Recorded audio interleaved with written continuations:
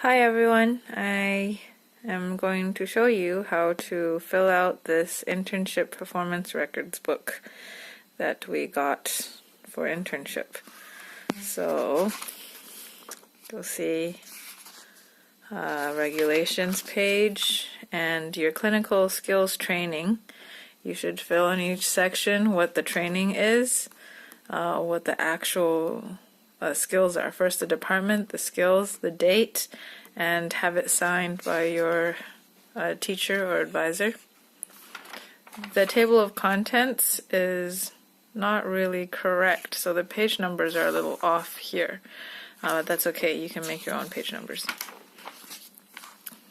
At the back or at the end of each section, you'll need to show what section this is, which department or whatsoever, and the date of this. For example, this is the clinical training session, and you should have it signed or stamped, but during that time we couldn't, so you can just check yourselves off. Don't forget to write your own summary and have it signed. Here for the signature, you can find either any doctor or our advisor because it's clinical training. Internal med. Make sure that the beginning of each department is going to ask you to include the disease. So if you don't see it on this list for any department, you should write it in the blanks here. Right? These are just the continuation of one long table. If you saw it in the ward, here it is, outpatient or the emergency room. Make sure you tally it in a separate book, and the final numbers, how many you have seen, are put in this book.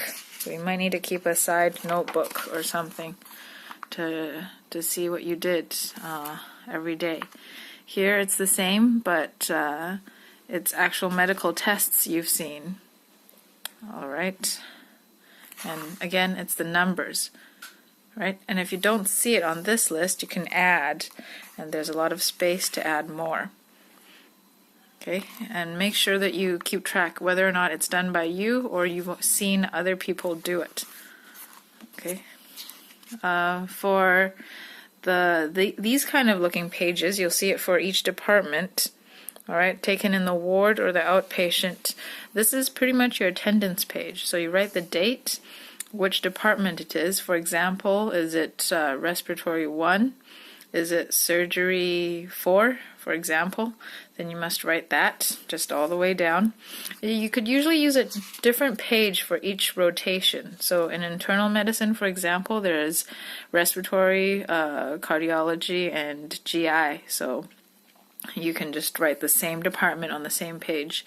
And the content, what did you do that day? And make sure it gets stamped and signed by your supervisor, who is usually the chief resident or the teacher for the day. Okay, and again, the same thing. Make sure they sign, okay, signature, they sign and stamp. It's better to get their stamp on the attendance, okay? And ask them to give you a mark. And they may choose not to write a comment, but they need to sign and stamp the bottom as well while you fill in this portion. Okay, and that, again, there's 3 pages because we have 3 different internal med rotations. For surgery, it's the same thing. This is surgical procedures you've done and seen. And this page, for example, are surgeries you've seen. These are 2 separate tables. So these are what surgeries you've seen and how many. So on the side, in another notebook, maybe keep track of the numbers you've seen. And these are the actual operations. The chief surgeon is usually the department chief. The first assistant is usually the attending or the professor or associate professor who does the surgery.